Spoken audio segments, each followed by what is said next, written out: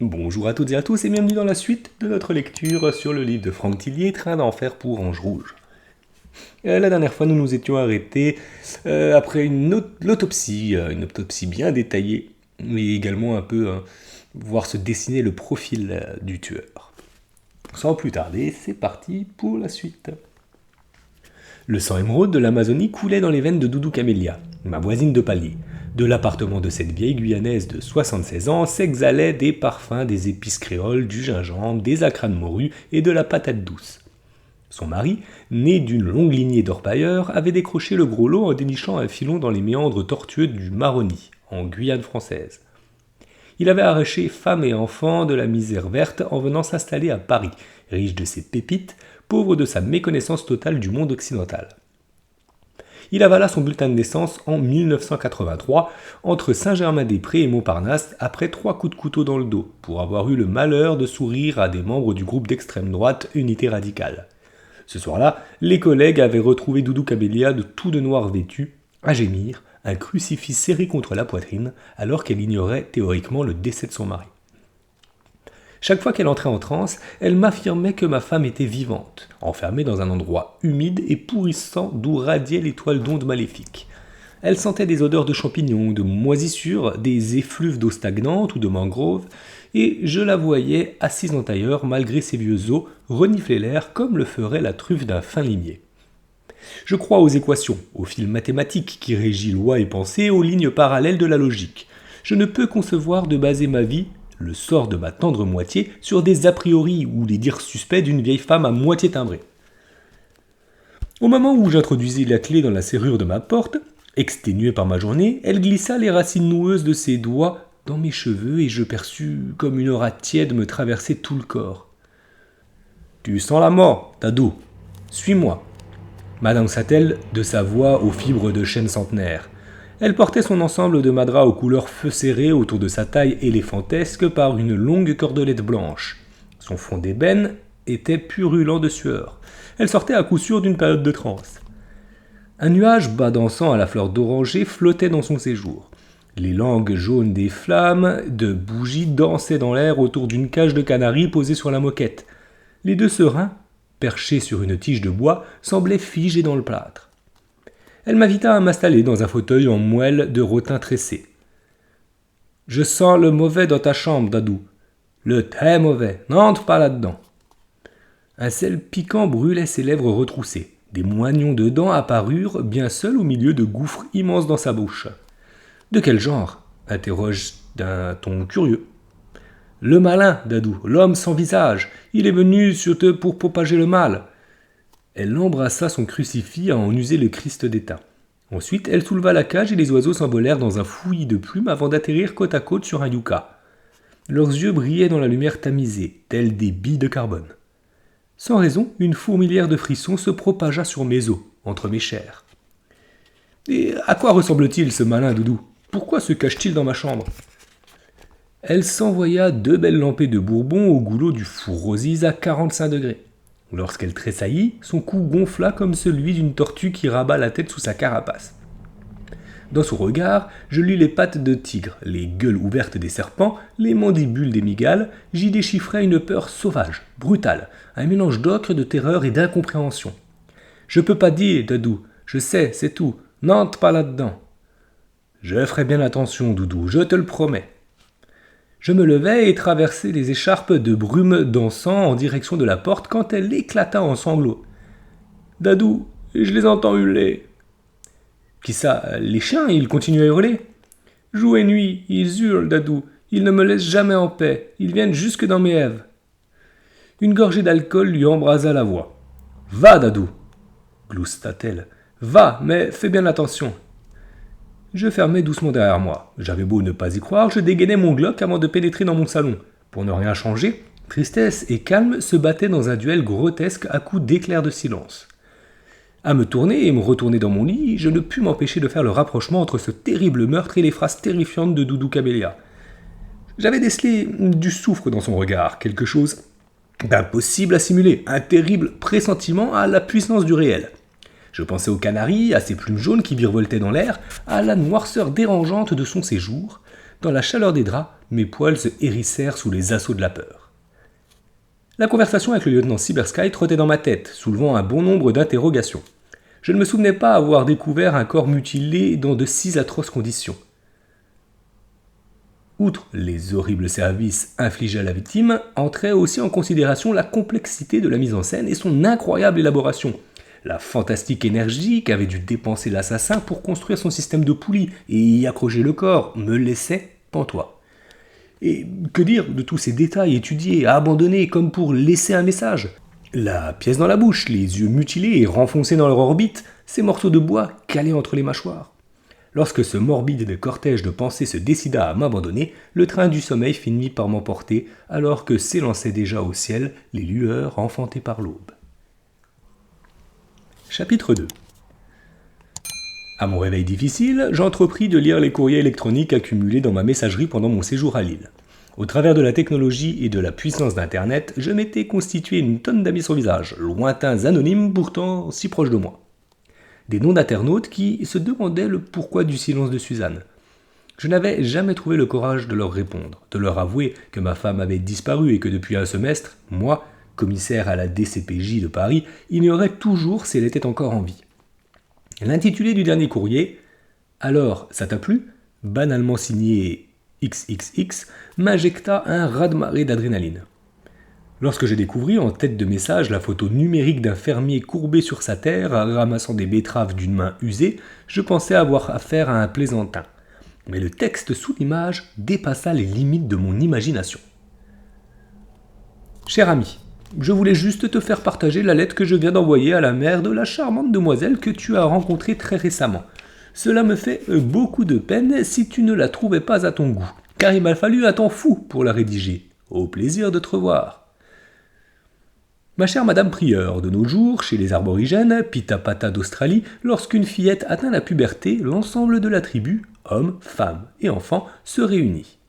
L'officiant, un homme âgé, élargit l'orifice vaginal de la fillette en le déchirant vers le bas à l'aide de 3 doigts attachés par une ficelle d'opossum.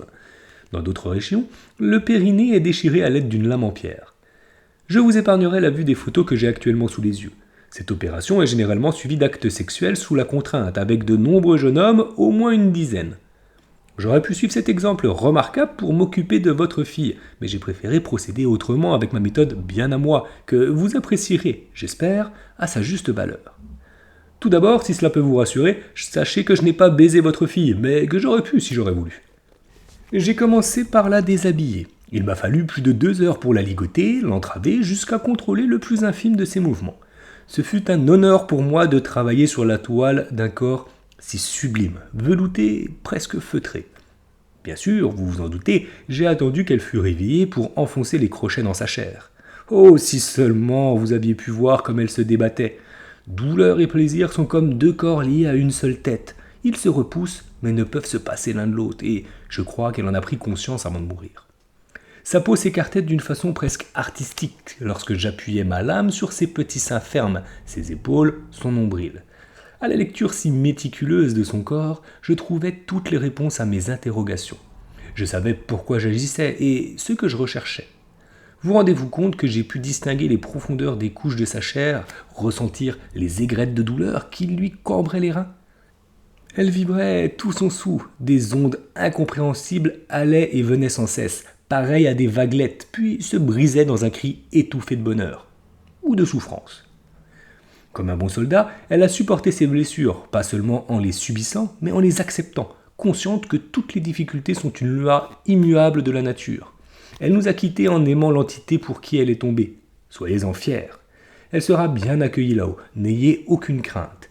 Les armures abîmées valent bien plus aux yeux de Dieu que le cuir neuf, et je reste persuadé qu'il essuiera toutes ses larmes. La mort ne sera plus, il n'y aura plus de deuil, ni cri, ni douleur. Elle sera bien. Telles furent les dernières minutes rouges de votre fille, de cette femme dont nous pouvons dire, à présent, qu'elle a sûrement dans son ultime râle autant maudit ses parents que le jour de sa naissance. Le bonheur doit être l'exception, l'épreuve est la règle. Quelqu'un qui, désormais, compte pour vous plus que quiconque. Ces mots me figèrent dans les répullis de dégoût, à la bordure des profondeurs rances de la colère, de la rage, de l'envie de presser le monde jusqu'à en extraire la substance immonde qui donne vie aux criminels. Je me sentis oppressé par l'impuissance, par cette facilité outrageante de propager le mal jusqu'à blesser sans même toucher. À ce moment, les mots de Doudou Camélia retentirent en moi comme le glas lointain du malheur annoncé. « Je sens le mauvais dans ta chambre, Dadou, le très mauvais. » Sans plus toucher à rien, dans les pénibles secondes qui suivirent, j'appelai Cybersky, l'exhortant à intercepter la lettre à tout prix, puis Thomas Serpetti, l'un des hommes les plus doués en informatique qu'il m'a été donné de connaître. Thomas Serpetti avait surfé sur la vague internet avec le glissé digne d'un dieu hawaïen. Début 2000, dans le sillage de l'effet start-up, il avait quitté son poste de responsable sécurité réseau chez IBM à la Défense pour lever 1 million d'euros au premier tour de table avec des investisseurs séduits par ses idées novatrices et son business plan en béton. À l'époque, il changeait 2 fois de cravate par jour, serrait des dizaines de mains, s'affichait dans toutes les conférences où il fallait se montrer.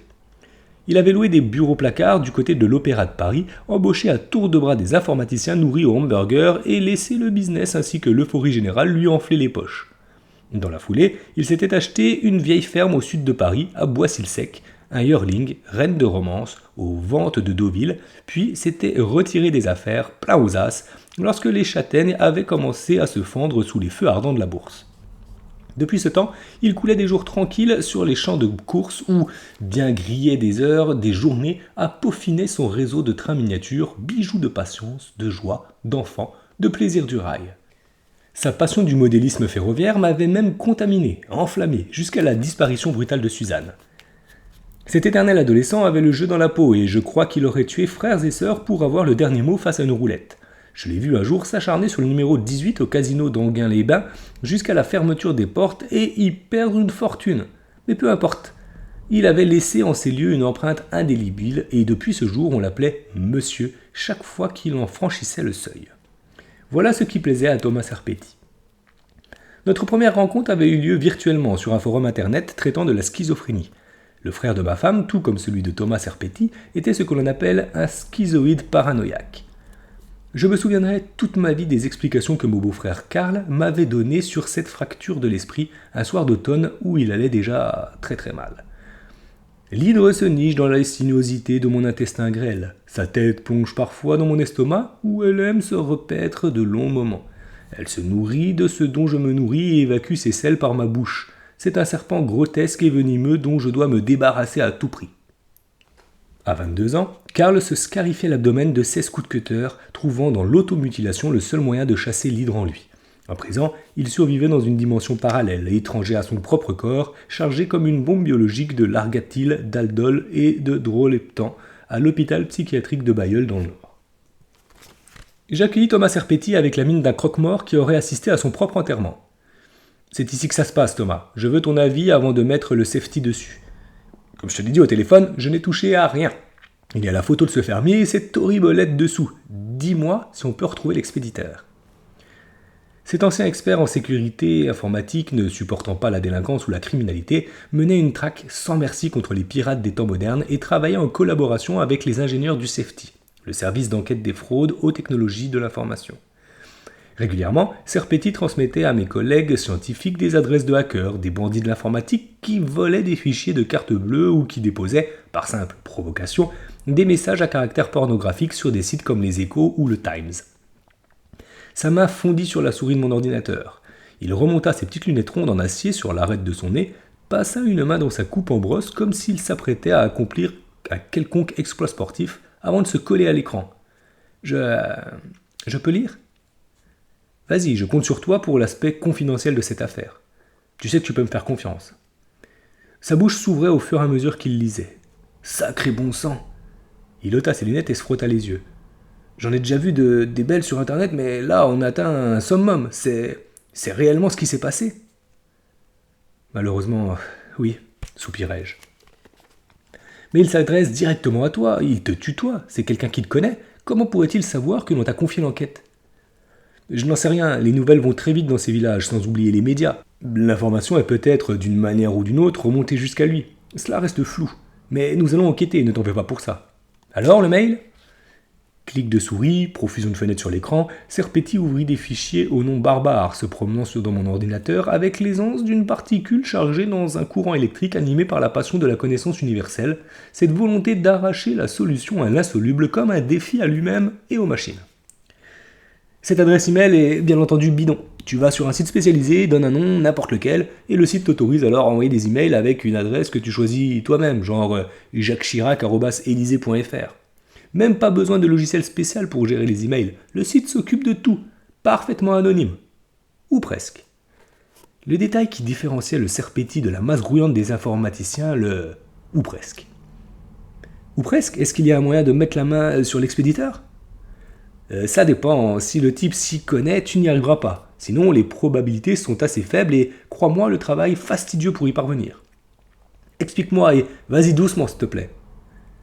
Ses fossettes tranchantes reflétaient la lumière métallique de l'écran quand il se tourna vers moi. À presque 30 ans, se creusaient encore sur son visage les stigmates de son acné d'adolescent. « Ok, je vais simplifier au maximum, répondit-il d'un ton serein. Tu imagines une gigantesque toile d'araignée, très complexe, de la taille d'une ville. Tu répands, à une extrémité de la toile, des milliers, des millions de petites araignées, toutes semblables. La plupart des araignées sont myopes. Elles n'entendent ni ne sentent rien, mais elles savent, grâce aux vibrations, se diriger vers n'importe quel point sur la toile. Par contre, elles demeurent incapables de juger du chemin le plus court et par conséquent, elles vont toutes emprunter une voie différente pour aller au même endroit. Tu me suis ? Oui, ce n'est pas très compliqué. Alors, écoute bien la suite. Tu dois suivre des yeux l'une de ces araignées, jusqu'à sa destination, puis me retracer son trajet entre les différentes intersections et fils de la toile. De mémoire, en serais-tu capable ? J'imaginais un immense territoire de soie orbiculaire accroché aux plus hauts édifices de Paris sous un ciel de désolation, comme dans un film fantastique. Ça me semble difficile, répliquai-je. Les araignées interfèrent les unes avec les autres, se croisent et se ressemblent. Je pourrais très bien, à un moment donné, suivre un autre individu sans m'en apercevoir. De plus, il faudrait une sacrée mémoire visuelle pour se rappeler de chemin dans un tel labyrinthe. Thomas agita sa paire de lunettes par l'une des branches, comme l'homme politique qui s'apprête à exposer un argument de poids. Tu as parfaitement cerné le problème. Eh bien, pour Internet, c'est pareil. Remplace les croisements par des ordinateurs et le fil lui-même par du câble électrique. Étends la toile à la dimension planétaire. Tu imagines la scène ? Parfaitement. Quand tu reçois un mail, même en provenance de ton voisin, ce courrier a transité par des dizaines, voire des centaines de relais différents répartis à travers le monde. Pour retrouver son berceau d'émission, il faut remonter la chaîne, maillon par maillon. Cela implique des coups de fil aux propriétaires des machines, des recherches dans les fichiers de traces des serveurs pour espérer passer au maillon précédent. Si un seul ordino est éteint entre-temps, ou si les traces du passage ont été effacées, c'est fichu, un peu comme si tu coupais un fil de la toile d'araignée. Contacte immédiatement les ingénieurs du safety, plus ils agiront tôt, plus la chance de remonter la filière sera importante. Identifier l'émetteur allait relever de la magie. Je demandais quand même... Et si le gars il s'y connaît ? Il aura utilisé un anonymiseur. C'est un site particulier qui se charge pour toi de rendre l'origine de ton mail totalement anonyme. De plus, s'il est vraiment prudent, il aura transité par des milliers d'autres ordinateurs de particuliers connectés à Internet en même temps que lui. Dans ce cas, la chance de le localiser est strictement nulle. Je nous servis un pur Guatemala tassé, presque solide. Comment a-t-il récupéré mon adresse mail ? Tu ne peux pas savoir avec quelle facilité l'on peut glaner les informations sur toi lorsque tu sors sur Internet. On connaît tes sites favoris, les heures de tes connexions, tu laisses des traces partout où tu vas. Il suffit que tu aies posté une fois un message sur un forum ou un groupe de discussion et ton email peut alors être récupéré par un anonyme, des boîtes de pub ou d'autres colporteurs qui vendent ces adresses à des tiers. Tu te trouves certainement dans le carnet d'adresses de milliers de personnes sans le savoir. D'ailleurs, tu peux mesurer l'ampleur du phénomène rien qu'à regarder ces spams qui emplissent ta boîte aux lettres. En effet. Autre chose ? Je vis poindre dans son regard un rayon d'espoir. La photo de ce fermier m'intrigue, me confia-t-il en écrasant son doigt sur l'écran. D'une part, je ne vois pas bien le lien avec cette lettre, et d'autre part, la taille qu'elle occupe sur ton disque dur me paraît un peu élevée. Plus de 300 kilooctets. Il me semble que tu possèdes un logiciel de traitement d'image, genre Photoshop ou PaintShop Pro ? Non, je crois pas. Aurais-tu une loupe ? Non plus, je peux démonter l'une des lentilles externes de mes jumelles ? Parfait. Je devinais les chiffres, les opérateurs logiques qui s'acheminaient vers le cerveau de Thomas pour y tourbillonner en une gigantesque soupe mathématique. Je me rappelais l'une de ses remarques, un soir où nous étions réunis autour d'une bonne table avec Suzanne. Toute matière, toute information est composée de 0 et de 1. La tôle de ta voiture est faite de 0 et de 1, ce couteau est fait de 0 et de 1, et même le cul d'une vache est fait de 0 et de 1. Souvent, pour passer d'un problème à une solution, il suffit d'inverser quelques 0 et quelques 1. Suzanne avait explosé de rire et depuis ce temps-là, elle ne voyait plus les ruminants de la même façon. Je tendis à Thomas l'un des oculaires de ma Zeiss 8. La lentille concave disséqua les pixels de l'écran au fur et à mesure qu'il la déplaçait, en plissant les yeux. Je n'y mettrai pas ma main au feu, mais on dirait que certains points sont plus clairs que les autres. C'est quasiment invisible, mais je connais ce genre de technique. Regarde un peu cet endroit du ciel sur la photo. Je plaquai ma rétine contre la lentille. Rien de spécial, juste du bleu au milieu du bleu. Il constata « Tu n'as pas l'œil de l'expert. Stéganographie, ça te dit quelque chose ?» Une technique de codage ancienne, un moyen de passer des messages comme le faisait César ? Presque, tu confonds avec la cryptographie. Le vicieux dans la stéganographie, c'est que l'information cachée est véhiculée de façon transparente dans l'information non cryptée, claire et significative, contrairement à la cryptographie où le message reçu est illisible. Les pirates informatiques, les terroristes, appliquent cette technique pour s'échanger des données sensibles en échappant aux divers systèmes de surveillance et d'écoute, comme sémaphore ou échelon chez les Américains. Ils cachent leurs messages, images ou fichiers sonores, dans d'autres médias en utilisant des logiciels téléchargeables sur Internet. Le destinataire qui possède la clé de déchiffrement reconstruit alors l'information originale. Un système très prisé par les pédophiles. Tu arrives sur un site d'apparence sobre, tu visualises des photos de vacances, des plages, de ciel bleu, mais si tu appliques la clé à ces images, qu'est-ce que tu découvres ? Des photos d'enfants, bien vu Thomas, tu vas pouvoir décrypter ? En proie à l'excitation, je lampais mon café et me brûlais le bout de la langue. « Ne t'emballe surtout pas !» ajouta-t-il d'une voix qui incitait au calme. « Il faut que je vérifie au préalable si la photo contient effectivement des données cachées. Et sans clé de déchiffrement, il risque de falloir plusieurs semaines avant d'arriver au résultat. Les techniques de cryptanalyse pour casser les codes cryptographiques ne sont pas très performants en la matière, car la puissance des algorithmes rend le déchiffrement extrêmement délicat, voire impossible si la clé est trop longue. Ce qui est, somme toute, logique, sinon à quoi bon crypter ? Je détournai mon regard de l'écran, l'orientai vers mon portable. Bon, je vais mettre les gars du safety immédiatement sur le coup en parallèle à ton travail. Laisse-moi sur ta bécane pour que je fouille encore un peu. Je vais t'enregistrer ce qu'il faut sur un CD et tu le transmettras au safety. Autre chose, tu devrais te faire installer une ligne haut débit sur laquelle pourraient se brancher les ingénieurs du safety. On appelle cela du sniffage. Ils surveillent à distance tout ce qui transite sur ta ligne et peuvent ainsi réagir ultra rapidement. Si tu veux, j'en fais la demande et demain tu as ton modem ADSL installé. J'ai des relations pour accélérer le processus.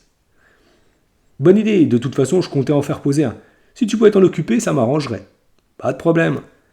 Son sourire me fit réaliser à quel point l'emprise des affaires criminelles me coupait du reste du monde, un peu comme Dead Alive avec ses macabées. J'avais dérangé Serpetti dans la matinée plus tôt, l'avais arraché à ses draps sans même lui demander comment il allait. « Tu portes sur toi le teint safrané des vacances », me déridai-je, humant l'arôme décapant d'une nouvelle tasse. « Je rentre d'Italie hier justement. Tu as eu de la chance de pouvoir me joindre. »« Et Reine de Romance, toujours aussi performante ?» Thomas avala son café bouillant d'une traite sans scier. Elle est en pension au cercle hippique du Chantilly, prise en main par John Mox, la pointure des entraîneurs. On la prépare pour les grandes courses et derbies de l'année prochaine. Une mimique évocatrice lui étira les lèvres. Je ne suis plus célibataire, tu sais. Yénia et moi, on ne se quitte plus, unis comme terre et lune. Je l'ai connue, devine ? Dans un train pour Londres. Elle est d'origine roumaine, hôtesse de bord dans l'Eurostar Paris-Londres. Il faudrait que tu passes à la ferme nous rendre une petite visite. Je n'y manquerai pas. Et puis, tu verras mon réseau ferroviaire. Je suis passé en échelle HO 1/87, celle des pros. Je m'éclate comme un fou, bouge pas. Il se leva et se jeta sur son sac à dos, en sortit une locomotive en laiton Hornby à la cabine magenta et au charle noir. C'est pour toi, Franck, une vapeur Vive Basset look 1959, en parfait état. Elle m'appartenait, mais elle ne roule plus sur mon nouveau réseau, alors je te l'offre. Je l'ai appelée Poupette. Il s'étonna devant mon absence de réaction. La passion du rail, qu'il m'avait transmise comme le reste, m'avait abandonné depuis que le vide, le silence, la douleur régnaient en maître dans mon appartement. Enfin, désolé Thomas, mais je suis plus trop dans le coup. Les trains et moi, c'est de l'histoire ancienne pour le moment. Tu sais, je n'ai plus goût à grand-chose. Avec Poupette, tout est différent. Cette loco a quelque chose de magique, tu dois l'essayer. J'ai déjà rempli le réservoir de butane pour le brûleur. Tu rajouteras un peu d'eau et d'huile dans le tendeur et elle est partie pour 1 heure. Tu verras comme son chant est apaisant, sa compagnie charmante. Elle te remontera le moral dans les moments les plus difficiles. Il posa le modèle réduit sur le bureau. Toujours rien pour Suzanne ? Il me prit la main comme à un vieux frère. Aucune piste, que dalle, pas la moindre manifestation de l'agresseur. Si seulement je pouvais avoir un signe, un indice qui me dirait si elle est morte ou pas. Quelle torture que de rester dans le doute avec la crainte permanente de tomber sur le cadavre de ma femme comme ça au détour d'un sentier. Mon avenir me fait horriblement peur, tellement dépendant de données qui ne m'appartiennent pas. Mon sort se trouve presque entre les mains de ce salopard qui l'a enlevé. Tu sauras la vérité, un jour ou l'autre. Je l'espère de tout mon cœur. Je fis mine de penser à autre chose en esquissant le squelette d'un sourire. Écoute, reste ici, fais de ton mieux avec mon ordinateur, je dois y aller. Déjeunons ensemble ce midi si tu veux, rejoins-moi devant le 36, nous irons au Vert-Galant. Tu n'as pas d'obligation avec ta Yénia. Yénia, je tue mes journées à l'attendre, elle disparaît le matin pour ne réapparaître que le soir, telle une aurore boréale. Ok pour ce midi, je t'y rejoindrai. Il se racla la gorge. Franck, tu crois que ce pourrait être quoi, ce message caché ? S'il cherche à nous dire quelque chose, pourquoi ne pas le signaler ouvertement ? Thomas, toi qui es riche à millions, pourquoi vas-tu encore au casino sachant que tu risques d'y perdre une fortune ? Pour l'excitation que m'apporte le jeu ? Tu as la réponse à ta question. C'est la fin de notre lecture sur cette partie un peu plus longue que d'habitude. Mais je trouve que ce livre se laisse très bien lire. Je ne sais pas ce que vous en pensez. Et la lecture a été un peu plus compliquée. Je suis malade, je suis désolé si ça s'entend. Je tousse pas mal et du coup, je suis obligé de couper régulièrement l'enregistrement. J'espère que ça ne s'entendra pas trop à l'écoute. Et puis écoutez, j'ai hâte de vous lire la suite dans un prochain épisode. Et en attendant, je vous souhaite à toutes et à tous une très belle journée, une bonne après-midi ou une belle nuit si tel est le cas. À bientôt!